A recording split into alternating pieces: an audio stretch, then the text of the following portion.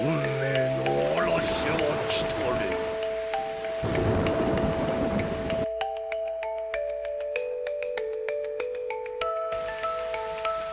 世界は我々の答えを待っている。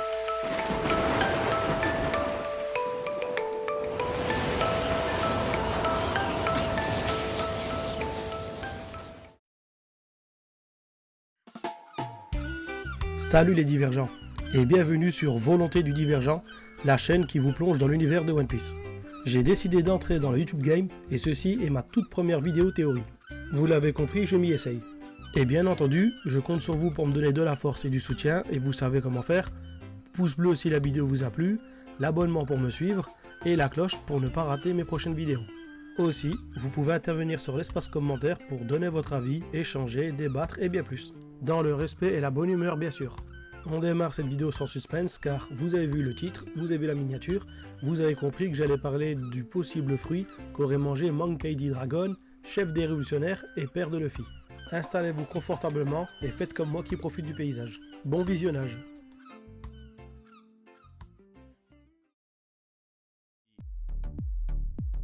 Monkey D. Dragon fait partie des personnages les plus mystérieux de l'univers de One Piece. Déjà en tant que révolutionnaire qui comprend son hostilité envers le gouvernement mondial, mais aussi sa place dans le monde de One Piece et son rôle qu'il peut jouer dans l'histoire. Aussi en tant que membre de sa famille qui comprend son rôle de père avec Luffy et son rôle de fils avec Garp. Et bien sûr en tant que combattant d'un shonen, ce qui comprend sa puissance, mais aussi le potentiel pouvoir qu'il aurait pu obtenir d'un potentiel fruit du démon. Et ma vidéo du jour se concentre sur ce fruit du démon qu'il aurait pu manger. Cette vidéo théorie aura quelques éléments de réponse sur le mystère de Dragon lié à son fruit. Pour commencer, une partie de la communauté One Piece pense que Dragon contrôlerait la météo.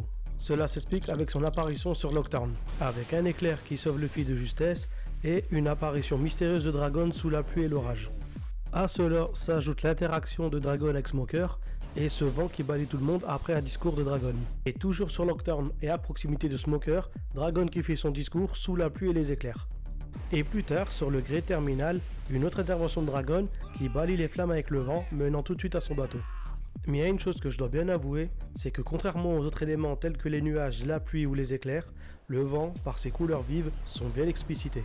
Après, cela peut s'expliquer comme intervention directe. Si la foudre qui a sauvé Luffy à Lockdown est bien une action de Dragon, c'est donc une intervention directe, ce qui explique aussi les couleurs vives. Et donc là aussi la foudre est explicitée.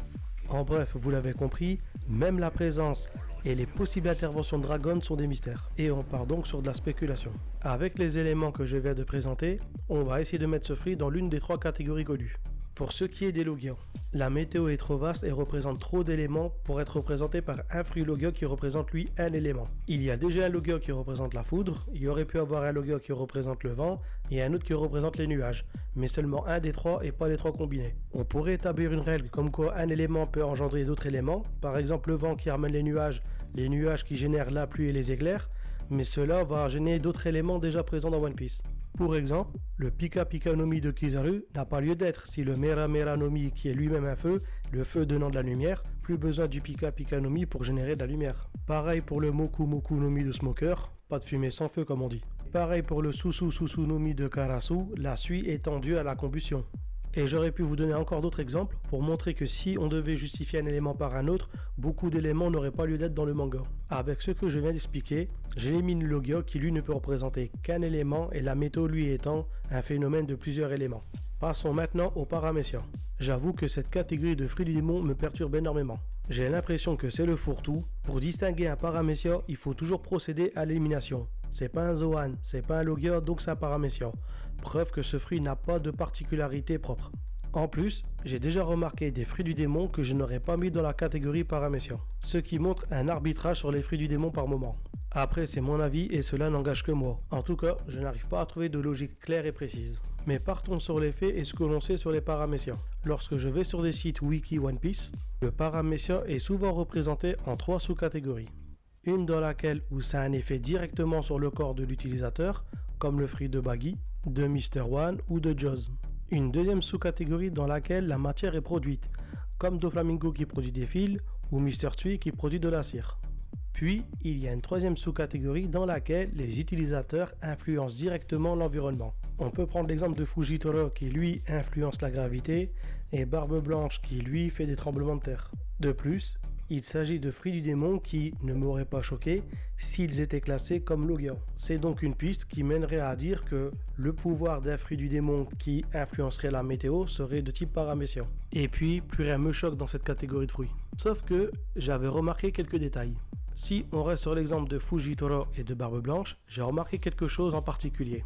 C'est que leurs pouvoirs ont un point de départ. Quand on regarde Fujitoro, étant un sabreur, la gravité apparaît toujours depuis son épée par exemple. Pareil pour les séismes de Barbe Blanche qui apparaissent soit par ses mains, soit par son arme.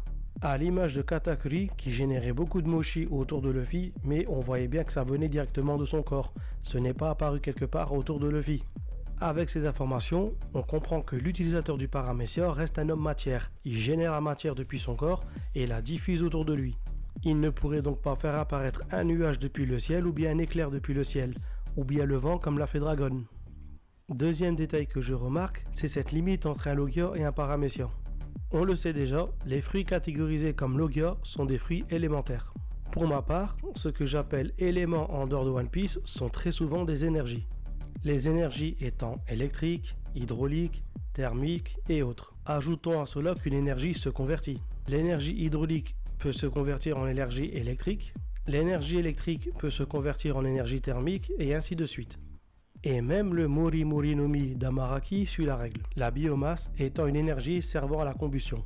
Autre chose que j'ai remarqué sur les éléments de manière générale, c'est qu'on peut les associer à un dieu, à une divinité ou à du surnaturel. Si l'on revient sur la gravité de Fujitora, ce n'est pas un élément en soi.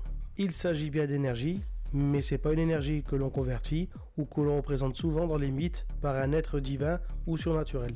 Ces deux remarques que je me suis faites sur les paramétéores font que mon avis a changé. Et puis la météo en elle-même est élémentaire, c'est la somme des éléments qui fait que je ne la place pas comme Logia. Avec la réflexion que je vous ai partagée, vous avez compris qu'un potentiel pouvoir venant d'un fruit du démon ne pourrait pas venir d'un type Logia ou paramétéore. Il nous reste une troisième famille de fruits du démon, oui, il s'agit du Zoan. Mais bien entendu, et vous l'avez compris, il s'agirait de Zoan mythique. Et j'ai un Zoan mythique à vous présenter.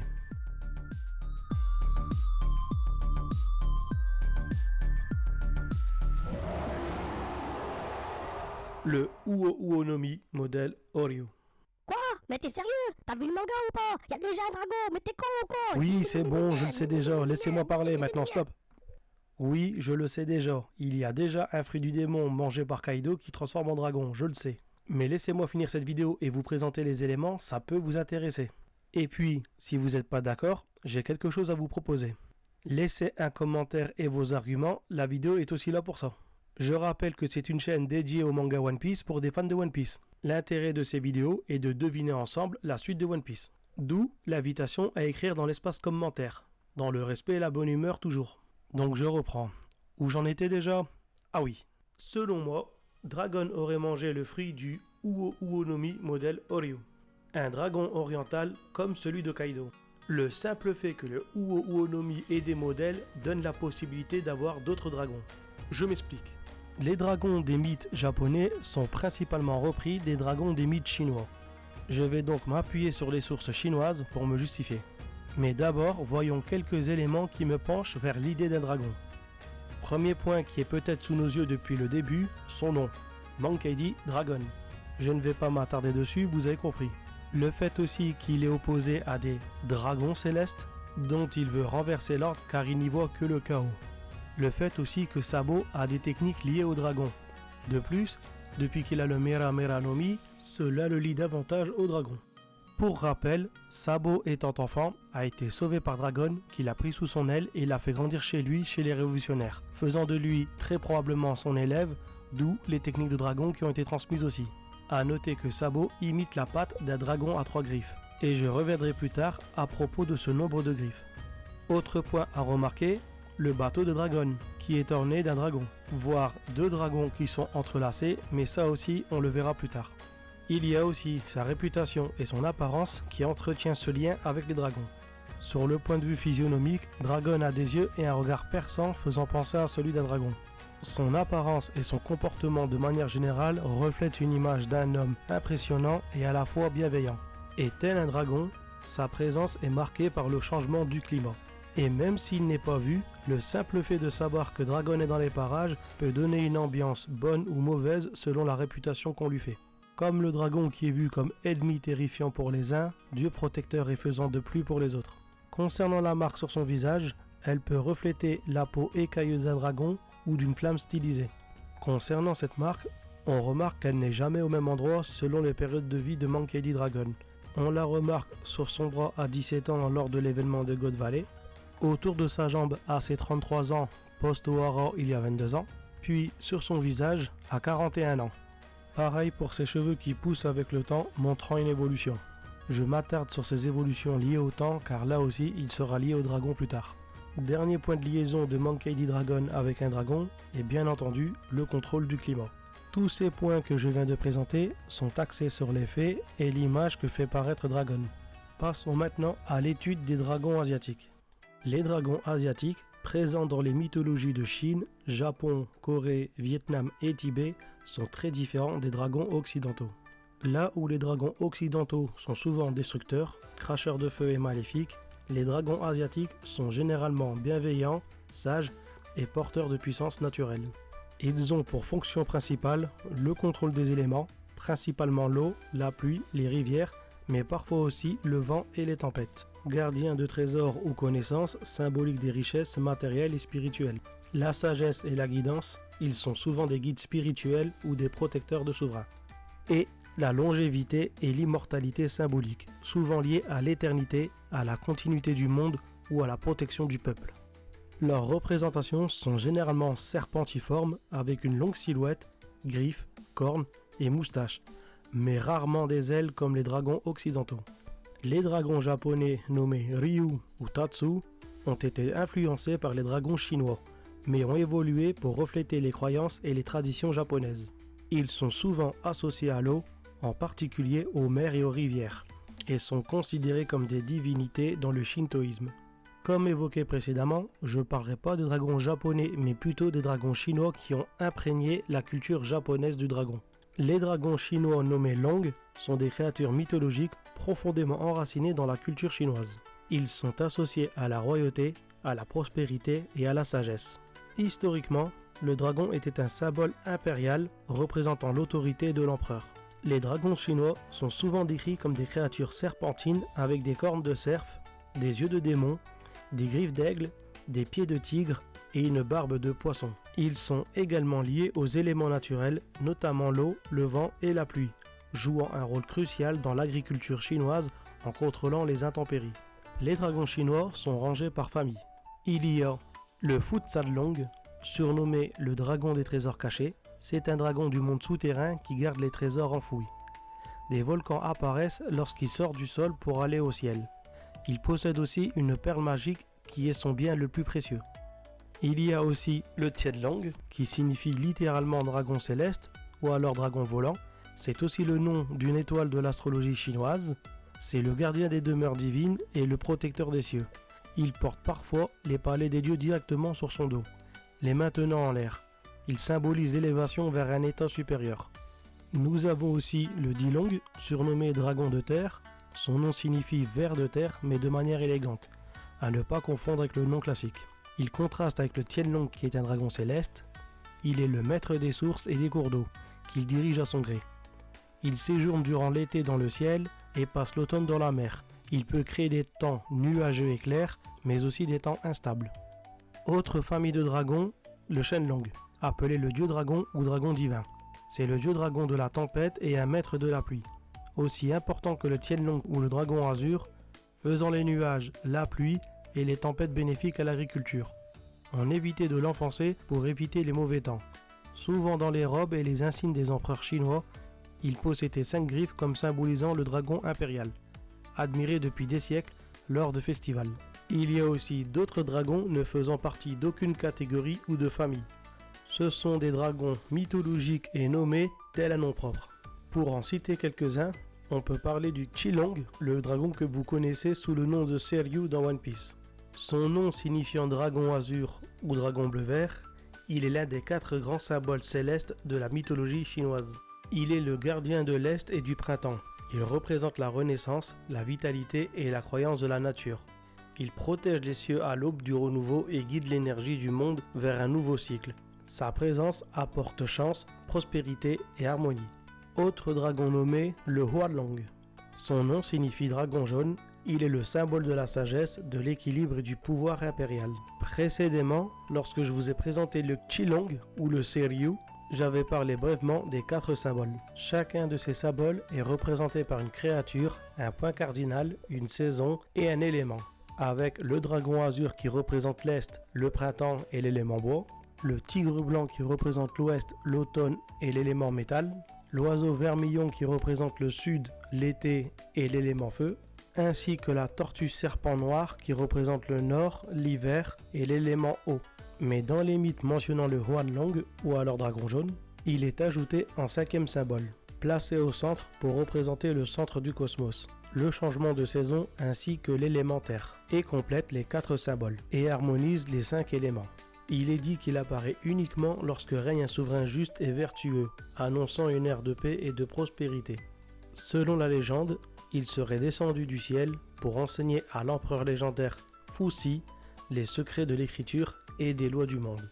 Sa couleur dorée symbolise la lumière du soleil et la perfection, faisant de lui le dragon impérial par excellence, incarnation du pouvoir céleste sur la terre.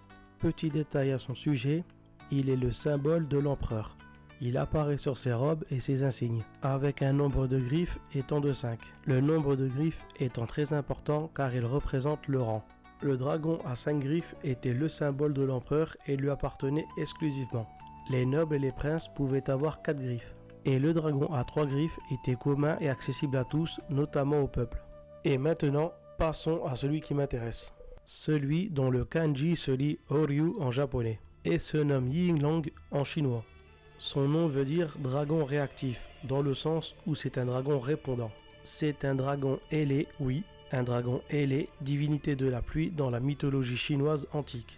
Il est une grande figure de la mythologie chinoise, le seul dragon ailé mentionné explicitement de la mythologie chinoise. Il est aussi un des rares à être nommé explicitement dans les récits. N'étant ni catégorisé ni gardien du cosmos, il est plutôt un individu à l'identité propre. Dragon héros et acteur dans les récits historiques fondateurs. Je vais vous raconter 2 de ces récits dans lesquels il joue un rôle important. La guerre entre Huangdi et Qiyu. Huangdi, qui sera plus tard le premier empereur de Chine, prônait l'ordre, la loi et l'organisation. Il rassembla les tribus du centre de la Chine pour affronter Qiyu, le chef des Diuli et dont la réputation militaire a fait de lui un dieu de la guerre. Ce conflit symbolise la lutte entre la civilisation et le chaos. Leur affrontement le plus célèbre a eu lieu dans la plaine de Cholo. Yinglong, en tant que fidèle allié de Huangdi, ayant déjà poussé l'offensive de Qiyu dans les plaines de Jiju, descendit du ciel pour participer à la bataille, et tua Qiyu ainsi que son allié le géant Kuafu. Autre récit, celui du grand déluge. Gun, un des descendants de l'empereur Huangdi, fut choisi par l'empereur Yao pour contrôler les inondations du fleuve jaune. Après 9 ans de travail, Gun échoua et se fit exécuter par l'empereur Shun qui avait succédé à Yao. Shun recruta Yu, le fils de Gun, et plutôt que de bloquer les eaux, Yu décide de les canaliser et entreprend un travail très assidu qui consiste à creuser plusieurs canaux à travers la Chine entière. Et c'est à ce moment que Yinglong intervient pour aider Yu dans la création et l'irrigation de ces canaux qui divisa la Chine ancienne en 9 provinces. Le grand déluge fut contrôlé et Yu fut alors reconnu comme souverain légitime et fondateur de la dynastie Xia. Ces 2 récits racontés donnent une image très claire du dragon Yinglong, ou si vous préférez, Horyu. Il vient en soutien au souverain juste et légitime et représente le pouvoir du souverain. Mon petit exposé sur les dragons chinois étant terminé, je peux revenir au vif du sujet. Je tiens à me justifier sur le fait que j'ai pris autant de temps pour présenter les dragons, pour justifier que, même si Kaido a déjà mangé un fruit du démon Wuo no Mi, cela ne veut pas dire qu'il ne peut plus y avoir de dragons. Car les mythes sur les dragons chinois sont vastes et certains dragons sont des entités à part. Le dragon azur de Kaido étant un exemple. Et pour rappel, le dragon azur est un modèle, donc une variante du Wowo no Mi. Et s'il y a variante, ça veut dire qu'il y a variété. Cet exposé, c'est aussi pour marquer l'importance du dragon dans la culture asiatique, notamment la culture chinoise, mais aussi japonaise. Eiichiro Oda se servant souvent des mythes pour écrire son manga One Piece, il est donc fort probable qu'il s'inspire des mythes et des récits parlant de dragons. Aussi, le temps que j'ai mis pour présenter les dragons sont aussi pour expliquer que les dragons sont des contrôleurs de météo et des créatures impressionnantes mais à la fois bienveillantes. Critère que j'avais énoncé pour Monkey D. Dragon. Avant de revenir sur ce dernier, je vais revenir sur un point qui était le nombre de griffes dans One Piece. Tout à l'heure, j'avais expliqué que le dragon était un symbole impérial et que le nombre de griffes indiquait un rang. 5 griffes pour l'empereur, 4 griffes pour les princes et les nobles, le 3 griffes, lui, étant accessible et commun à tous, et donc au peuple. Celui de Sabo étant de 3 griffes, il le montre clairement sa position avec le peuple. Quant au symbole des dragons célestes, on peut y voir la patte d'un dragon à 4 griffes, ce qui est très cohérent avec leur statut de noble. Pour ce qui est des 5 griffes, je suis persuadé que vous avez votre idée et je ne vais pas m'attarder dessus. Maintenant que j'ai analysé les techniques de Sabo et l'imitation de la patte de dragon, je peux revenir à son mentor Dragon. Concernant ce dernier, j'avais énoncé toutes les concordances qu'il pouvait avoir avec les dragons. J'avais énoncé son image de manière générale, ce qui comprend son apparence et son comportement, qui reflète un personnage impressionnant mais protecteur. Le fait qu'il soit lié à la météo, comme les dragons, les techniques de Sabo et la symbolique que Sabo a pu hériter très probablement de Dragon, son bateau orné de dragons et sur lequel je devais revenir pour parler de ces dragons entrelacés. Car souvent, les personnages de mythologie chinoise ont un char qui est tiré par 2 dragons entrelacés. Le bateau de Dragon étant orné de 2 dragons qui se rejoignent par les extrémités, notamment la queue et la tête qui unit les 2 dragons. On peut donc y voir clairement un entrelacement. Tous ces points présentés font converger vers les dragons de manière générale, mais ne nomment aucun dragon précis. Transition toute faite pour vous parler d'un dragon précisément. Tout à l'heure, j'avais spéculé sur un fruit du démon qui se nommait le Uo no Mi modèle Oryu. Ce nom Oryu appartient communément à 2 dragons bien distincts. Cela vient du fait que le kanji, qui est à l'origine chinois et repris par les japonais, peut avoir une écriture mais 2 lectures différentes. Tout à l'heure, j'avais présenté 2 dragons qui étaient le Wanglong et le Yinglong. Tous les 2 ont bien leur kanji dont leur nom chinois est bien indiqué. Mais lorsque ces kanji sont liés en japonais, on arrive au même nom. Et donc, même si on a 2 écritures différentes, tous les 2 en japonais vont se lire Oryu. Si le modèle Oryu viendrait à exister, ce n'est pas impossible que Eiichiro Oda fasse des jeux de mots et combine ces 2 dragons. Pour ma part, seulement l'un de ces 2 dragons m'intéressait et m'inspirait du nom Oryu pour le modèle du fruit du démon que j'avais spéculé. Je parle bien entendu du Yinglong. En plus de ses marques de noblesse et de justice, Dragon partage probablement un autre point commun avec ce dragon. Tout à l'heure, j'avais fait une remarque concernant les cheveux et la marque de Dragon qui évolue. Selon moi, c'est pour visualiser l'évolution de Dragon dans l'ensemble de son histoire. Toujours en lien avec le dragon répondant Yinglong, qui est une créature qui a évolué avec le temps. Mentionné dans le Shuiji, qui veut dire littéralement note sur les choses étranges, et dans lequel il est écrit que, après 500 ans, un serpent d'eau devient Jiao, ce qui veut dire dragon des eaux, et après 1000 ans, le Jiao devient Long, qui signifie dragon, et après 500 ans, le Long devient Julong, signifiant dragon cornu. Et après 1000 ans, ce Julong devient Yinglong. Cette note sur les choses étranges explique très bien le fait que le Yinglong est un dragon millénaire, mais aussi une forme de dragon ultime, au top de l'évolution des dragons. Le dragon ailé étant le dragon ultime. Et cela peut probablement expliquer la rareté des dragons ailés. Et cette évolution est probablement représentée par l'emplacement des marques et la longueur des cheveux de Dragon. Peut-être même que son intégration de la marine avait marqué de manière symbolique son passage de serpent des eaux à Jiao, tandis que l'époque d'Ohara représente son évolution de Jiao en Long, et c'est peut-être pour cela que, dans la chronologie de son histoire, c'est la première fois que l'on voit quelqu'un qui l'appelle par son nom Dragon. Et lors de l'époque dans laquelle il aura marqué son visage, il serait passé de Long à Julong. Restant à deviner ce qui serait le dernier millénaire qui le fait passer de Julong à Yinglong. Portant cette marque sur le visage depuis minimum 14 ans, il aurait probablement passé son millénaire et serait passé en Yinglong. Ou peut-être que le dernier millénaire de son processus n'est pas terminé, et qu'il lui reste encore du temps pour passer de Julong à Yinglong. Et peut-être même qu'il sera Yinglong lorsqu'on aura besoin de lui et qu'on aura besoin d'un dragon répondant. J'y vois en ce dragon beaucoup de similitudes avec le personnage de Monkey D. Dragon, de par sa justice et le fait qu'il se range aux côtés des justes, comme Dragon qui nous a montré sur God Valley un sens de la justice. Lui qui a refusé de servir ce qui lui semblait injuste, et qui décide de désobéir pour prendre des initiatives et régler lui-même cette injustice. Et au même instinct que ce dragon légendaire, Dragon reconnaît les personnes nobles et légitimes. C'est ce qu'il nous a montré lors de son interaction avec Sabo, ne jugeant pas son statut, mais voyant en lui le cœur pur et l'idéologie qu'il porte, et décide de le prendre sous son aile, faisant de lui un mentor de poids. Même sa place dans le monde nous tend à un rôle qu'il pourrait jouer dans l'histoire, celui d'un juste, d'un protecteur et d'un puissant allié dans la bataille entre le bien et le mal. Et comme Yingyung qui est Yu pour le déluge, Dragon pourrait jouer un rôle important lors de catastrophes. Il est fort probable qu'au moment venu, Dragon sera ce dragon répondant, qui répondra à l'appel d'un souverain ou d'un héros légitime qui aura besoin de son aide, tel le dragon répondant qui vient en aide à Wang Di face au puissant Chiyu. En tout cas, jusqu'à ce que Eiichiro Oda décidera de nous dévoiler entièrement ce personnage, il restera un mystère tel un dragon. Me revoilà les divergents, et j'espère que cette vidéo vous a plu. Si c'est le cas, laissez-moi votre plus beau pouce bleu et le petit commentaire qui fait plaisir.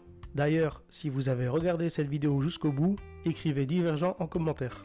Et si le sujet ainsi que les arguments vous ont intéressé, vous pouvez y contribuer davantage en partageant vos informations ou vos réflexions croustillantes. Dans le cas contraire, vous pourrez me présenter vos contre-arguments, je serai preneur. Tout ça dans l'espace commentaire bien entendu. À savoir que vos commentaires peuvent déterminer les sujets de mes prochaines vidéos. Je compte aussi sur vous pour me donner de la force et du soutien en s'abonnant à la chaîne. Cela m'encouragera très grandement à poster d'autres vidéos. Fixons un objectif des 500 abonnés, qui représente la moitié des 1000 abonnés nécessaires pour monétiser ma chaîne. Si j'arrive à atteindre cet objectif en une vidéo, croyez-moi que je me remettrai au travail. Car il faut avouer que cela me prend beaucoup de temps. Cette vidéo est terminée, je retourne sur mon transat et je profite de la plage. Je vous dis salut et portez-vous bien.